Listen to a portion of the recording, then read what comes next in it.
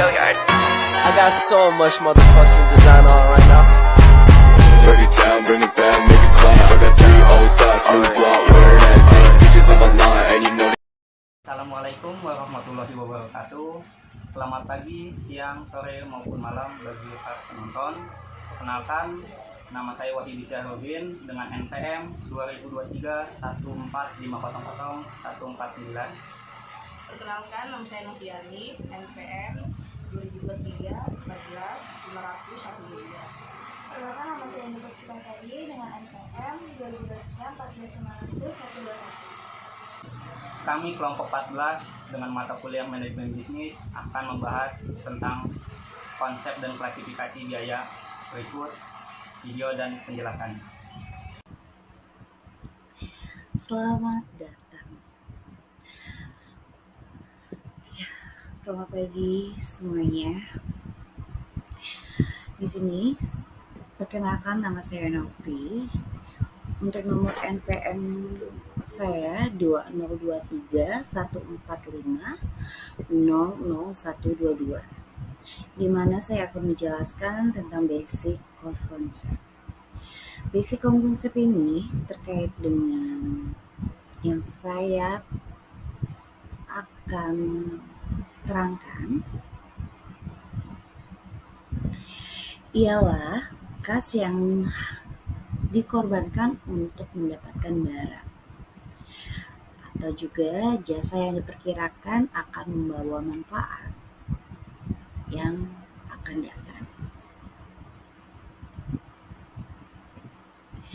Di dalam konsep ini terdapat yang namanya cost object atau objek biaya.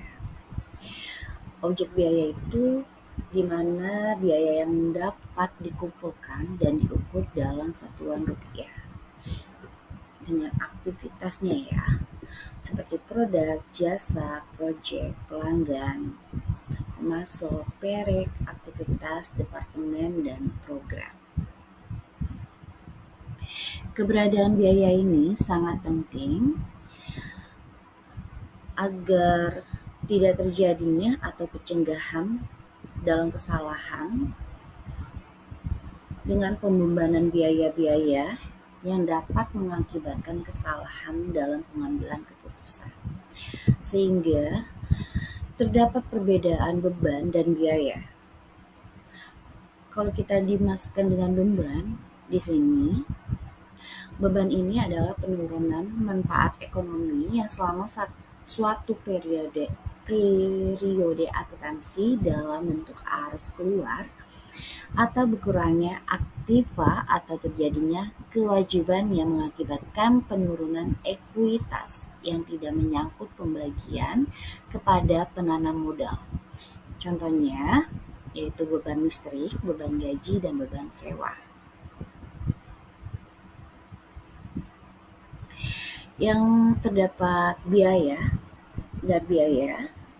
itu adalah sumber ekonomi yang dikorbankan justru ya, atau diukur dalam satuan uang yang telah terjadi atau kemungkinan akan terjadi untuk tujuan tertentu ya, seperti kendaraan, mesin, dan peralatan.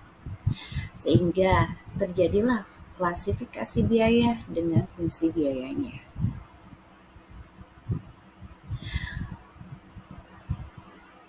Fungsi biaya ini yaitu menjamin kegiatan operasional. Contohnya, biaya berfungsi ini untuk menjamin kelancaran aktivitas operasional tanpa adanya biaya, atau juga tidak akan terpenuhi ya, sehingga mampu menghambat proses produksi atau operasional perusahaan. Yang kedua itu sebagai dasar perhitungan harga pokok penjualan. Fungsinya dari biaya ini untuk menghitung harga pokok penjualan itu sebelumnya produk itu dipasarkan dalam masyarakat, sehingga harga setiap produk sudah harus ditetapkan, dan dasar perhitungan HPP-nya ini akan diperoleh dari akumulasi biaya-biaya yang telah dikeluarkan oleh perusahaan dan ditambah dengan keuntungan sesuai target perusahaan. Lalu, terjadinya tolak ukur untuk penentuan margin profit. Dengan adanya rincian biaya jelas, maka perusahaan yang mampu mengukur penentuan margin profit sehingga harga yang ditawarkan di pasaran nantinya sesuai dengan kantong target pasar dan bisa menutup biaya pengeluaran serta tetap memperoleh keuntungan. Keempat, yaitu pedoman perencanaan berikutnya ya, atau pengeluaran berikutnya. Fungsi biaya ini dijadikan merencanakan pengeluaran berikutnya dari biaya hasil produksi pertama dan akan membantu perusahaan dalam merencanakan keuangan untuk periode selanjutnya agar seluruh aspek tidak mengalami kerugian.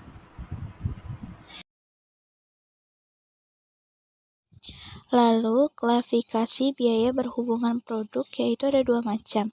Yang pertama, biaya produksi atau manufaktur. Yang kedua, biaya komersial atau non-produksi. Untuk biaya produksi atau manufaktur ada 3 jenis. Yang pertama, biaya bahan baku langsung atau direct material cost.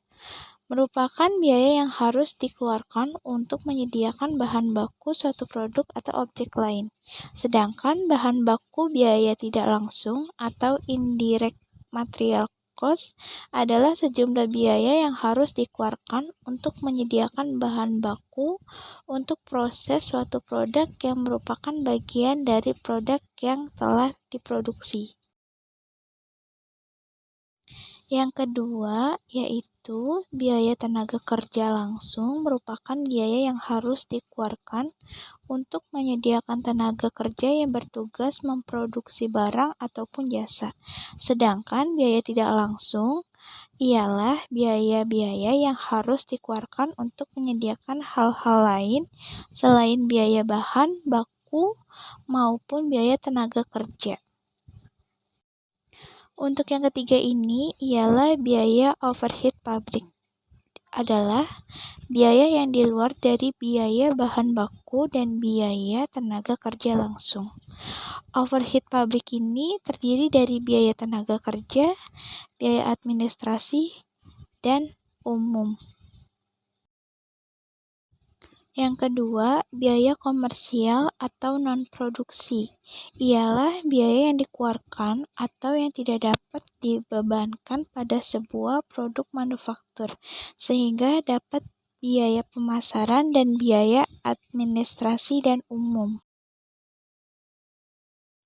Biaya pemasaran ini semua yang dikeluarkan untuk mendapatkan nilai jual, contohnya biaya iklan. Sedangkan biaya administrasi, semua biaya yang terkait dalam organisasi dan eksekutif yang tidak dapat terhitung pada biaya produksi atau biaya pemasaran. Kita lanjut dengan perilaku biaya. Perilaku biaya ini dibagi menjadi 3, yaitu biaya variabel, biaya tetap, dan biaya campuran. Di mana biaya variabel ini HPP, harga pokok penjualan untuk perusahaan manufaktur yang memiliki bahan baku langsung dan tenaga kerja langsung. Sedangkan biaya tetap ialah biaya yang selalu tetap secara keseluruhan tanpa terpengaruh tingkat aktivitasnya. Contohnya, biaya angsuran, pajak properti, sewa, dan gaji. Sedangkan biaya campuran termasuk biaya variabel dan biaya tetap. Kita lanjut ke pengambilan keputusan. Ada 3, yaitu biaya diferensial, biaya terbenam, dan biaya kesempatan. Apa sih biaya diferensial itu? Biaya diferensial itu perbedaannya jumlah biaya di antara dua alternatif, yaitu biaya terbenam atau sunk cost dan biaya kesempatan atau opportunity cost. Kita lihat di sini, contohnya ada Panasit. Di tahun ini sedang mengalami kendala dalam keuangannya. Beliau memiliki gedung pabrik yang masih aktif dari tahun 2013 sampai dengan 2023, sehingga beliau harus menjualnya. Namun, beliau harus mengikuti harga jual tanah tahun sekarang. Di tahun 2011, beliau mendirikannya dengan harga 13 triliun.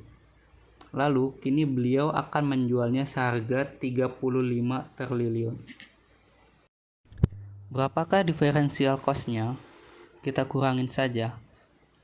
Dari 35 triliun dikurang 13 triliun, yaitu sekitar 22 triliun untuk diferensial cost-nya. Biaya tenggelam atau sunk cost ialah biaya yang sudah dikeluarkan dan tidak dapat diganti dengan keputusan sekarang atau di masa yang akan datang. Sebagai contohnya, perusahaan mengeluarkan budget iklan 15 miliar selama 10 tahun dengan pendapatan sebesar 500 miliar. Perusahaan tidak tahu berapa persentase kontribusi iklan terhadap pendapatan tersebut. Sehingga daripada susah menghitung dan riset, perusahaan pun menggolongkan keseluruhan 15 miliar yang untuk iklan tersebut sebagai sunk cost. Meski demikian, besar kecil sunk cost adalah salah satu indikator keberhasilan perusahaan dalam menerapkan efisiensi. Semakin kecil rasio biaya pengorbanan dan keuntungan, maka semakin kecil pula biaya sunk cost-nya. Selanjutnya, yang terakhir adalah biaya kesempatan atau opportunity cost, yaitu manfaat potensi yang hilang atau manfaat yang dikorbankan saat suatu alternatif keputusan dipilih dan mengabaikan alternatif yang lain. Artinya, di sini ada pilihan yang harus dipilih dan ada pilihan yang harus diabaikan. Sehingga atas pilihan yang diabaikan, disinilah biaya kesempatan telah hilang. Kita lihat contohnya, Pak Nasid. Saat di tahun 2011, beliau mendirikannya dengan harga 13 triliun. Dan 13 triliun itulah biaya yang hilang atau yang harus dikorbankan. Biaya tetap atau fixed cost yang disingkat FC. Biaya tetap adalah biaya yang besarnya tidak tergantung pada jumlah barang yang dihasilkan. Artinya, biaya yang dikeluarkan tidak akan berubah meskipun jumlah barang yang dihasilkan mengalami perubahan. Contohnya, biaya gaji, bunga hutang bank, sewa tempat, dan lain sebagainya. Biaya tetap dapat dikelompokkan menjadi dua, yaitu yang pertama, biaya tetap total atau total fixed cost atau disingkat TFC. Biaya tetap total adalah seluruh biaya yang tetap harus dikeluarkan dalam jumlah yang sama selama memproduksi jumlah barang tertentu. Yang kedua, biaya tetap rata-rata atau average fixed cost atau disingkat AFC. Biaya tetap rata-rata adalah biaya tetap yang harus dikeluarkan per unit barang. Rumus untuk menghitung biaya tetap rata-rata adalah sebagai berikut. AFC sama dengan TFC dibagi Q, di mana AFC adalah average fixed cost. TFC adalah total fixed cost. Sedangkan Q adalah quantity atau jumlah barang yang diproduksi. Biaya variabel atau variable cost yang disingkat VC. Biaya variabel adalah biaya yang besarnya tergantung kepada jumlah barang yang dihasilkan. Artinya, besarnya biaya variabel dipengaruhi oleh jumlah barang yang diproduksi. Semakin banyak barang yang diproduksi, maka jumlah biaya variabelnya semakin besar. Contohnya, bahan baku seperti tepung, gula, mentega. Selanjutnya ada listrik, air, dan lain-lain. Biaya variabel dapat dikelompokkan menjadi dua, yaitu sebagai berikut. Yang pertama, biaya variabel total atau total variable cost yang disingkat TVC. Biaya variabel total adalah seluruh biaya variabel yang harus dikeluarkan selama memproduksi barang dalam jumlah tertentu. Yang kedua, biaya variabel rata-rata atau average variable cost atau disingkat dengan AVC. Biaya variabel rata-rata adalah biaya variabel yang harus dikeluarkan per unit barang yang diproduksi. Rumus untuk menghitung biaya variabel rata-rata adalah sebagai berikut. AVC sama dengan TVC dibagi Q, di mana AVC adalah average variable cost, TVC adalah total variable cost, sedangkan Q adalah quantity atau jumlah barang yang diproduksi. Biaya total atau total cost yang disingkat TC. Biaya total adalah jumlah seluruh biaya yang dikeluarkan untuk memproduksi suatu barang atau jasa yang dilakukan oleh produsen. Biaya total merupakan penjumlahan dari biaya tetap total atau TFC dan biaya variabel total atau TVC. Jika diformulasikan ke dalam persamaan adalah sebagai berikut. TC sama dengan TFC ditambah TVC, di mana TC sama dengan total cost, sedangkan TFC sama dengan total fixed cost. Untuk TVC adalah total variable cost. Makasih sudah menonton. Sampai jumpa lagi.